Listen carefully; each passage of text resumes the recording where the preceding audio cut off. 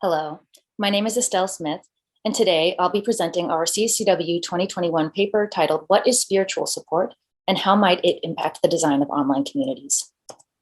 And I'd like to get started by introducing our research context.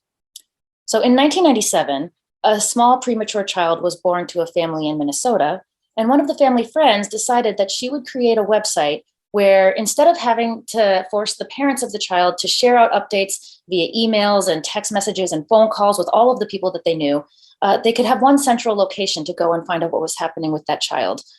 And this was the beginning of what is now known as CaringBridge, a nonprofit organization based out of Minnesota.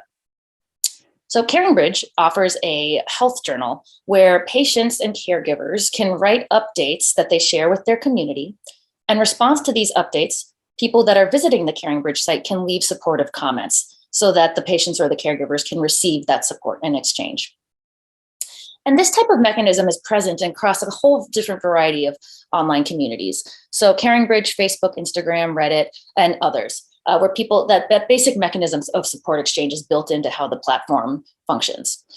And these types of online communities have been studied from the perspective of user retention and engagement, patterns in supportive exchanges, linguistic features of the health information, as well as end of life and digital legacy. And when people are studying these types of communities, they've very consistently used a typology of support developed by Kuchana and Sur in 1992, which mentions 5 different types of support, including instrumental, emotional, informational, network, and esteem support. However, in 2020, we published a paper that showed that CaringBridge users actually consider prayer to be a super important form of support to them. And this should also be considered when we're talking about analyses of online health communities. So on CaringBridge, users both write about prayer more than any other form of support. And they also rate prayer support to be the most important form of support to them as they're going through these types of health crises.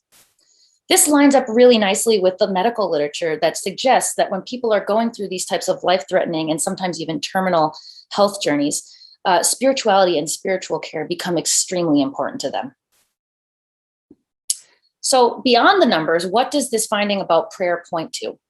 Well, sometimes prayer can be considered as part of a religious belief system, so institutionalized practices, rituals, and values.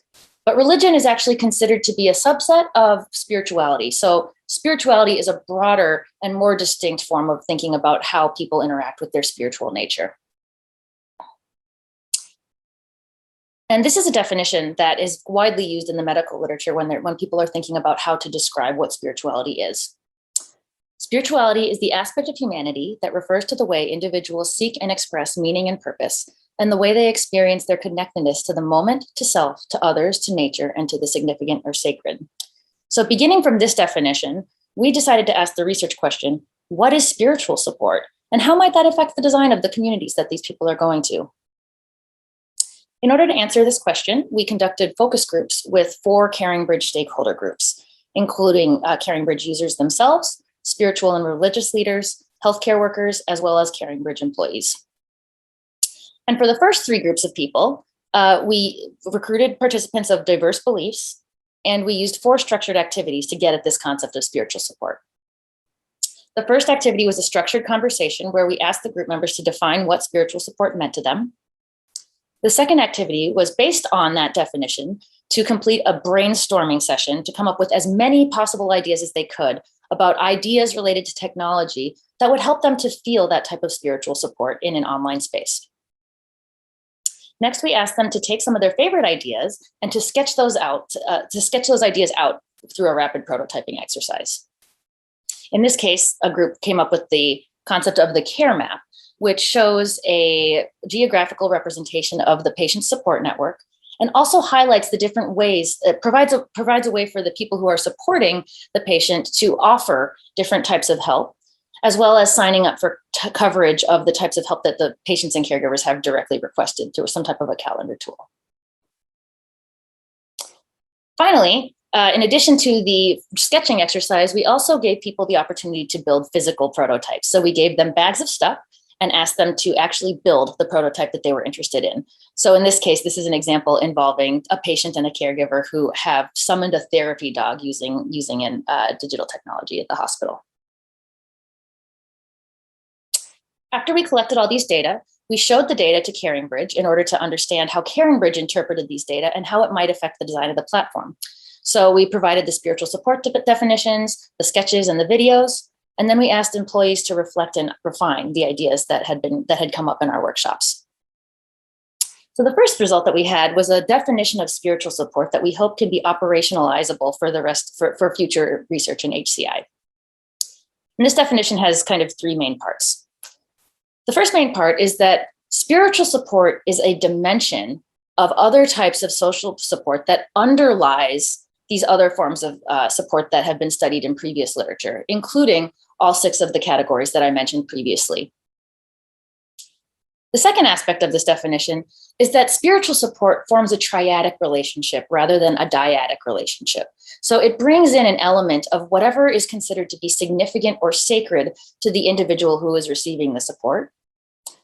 And the final aspect of this definition is that spiritual support is experienced mutually. So it's not that providers and receivers it's not a one-way direction. It's actually both groups feel supported through the interaction that is occurring.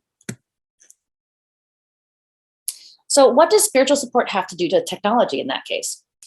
So one of the first answers is that our participants were very clear that sometimes in order to actually be really present for people and to help them feel that connection with what is sacred or significant to them, whether that's a god or whether that's nature or whether that's just simply human companionship, you need to get off the tech and be really present for the person who is there in the room with you. That's our first answer. But our second answer is that technology designers should adopt an orientation to design that carefully considers how people's spiritual or religious values can and do influence their interactions in socio-technical systems.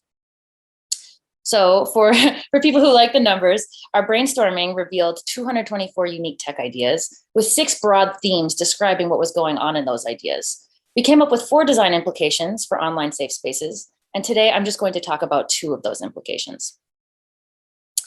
So first, to go back to the care map example that I mentioned earlier in this talk, we found that people want their technologies to visualize support networks and what they have to offer.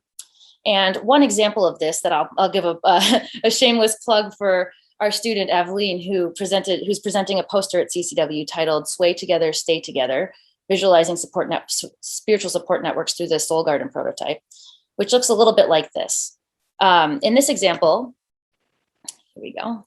In this example, she created a garden of flowers that is showing the faces of supporters and representing prayer as a thing that happens organically and can be interpreted either as something that connects to a god, if you're religious, or potentially just to nature, something that kind of transcends different types of religious beliefs and is respectful of the different things that people might believe. So I'd encourage you to check out her poster session. It's a really wonderful project. Another design implication relates to assistance with supportive communication. So many of our participants noted a lot of problems related to writing comments. So some people don't know what to say when they log on to a CaringBridge site and they read some devastating news about what's happening in someone's life. Another thing that can happen is that people can leave comments that are naive and unhelpful, or they might even say things that offend or impose on others' beliefs. So a relatable example is perhaps that if you're an atheist and you have a bunch of people coming to your CaringBridge site and saying that they're praying for you, that actually can be interpreted as offensive and not respectful of what the type of support is that you receive. Whereas if you're a Christian or you have some other type of religious belief, then prayer might actually be the most important thing to you, and it's the best thing that you can do in that situation. So this quote demonstrates just the fundamental importance of how language is crafted on CaringBridge to provide that supportive feeling. My husband was in the ICU for almost 2 weeks. Reading CaringBridge was like riding the wave of love. Both of us could feel the support that was in the writing. That was very tangible. So the question then becomes, how do you craft comments that give that tangible feeling of love? Our participants came up with a number of different technical mechanisms for doing this. So for example, we could provide training resources within the UI or the UX to help users understand what the right things to say are. We could also come up with ways of making recommendations for sacred or significant texts that are either aligned with the person's belief system or at least not offensive to and not going to make them feel disrespected in some way. And the final suggestion that people came up with was algorithmic guidance on what to say or what not to say. So different types of mechanisms like nudges or automatic text suggestions. So thank you so much for watching our presentation today. There's a whole lot more in the paper, and I would encourage you to reach out to me at Estelle Smith, PhD on Twitter, or you can send me an email, and I would love to hear your thoughts about this work. Thank you so much and have a great day.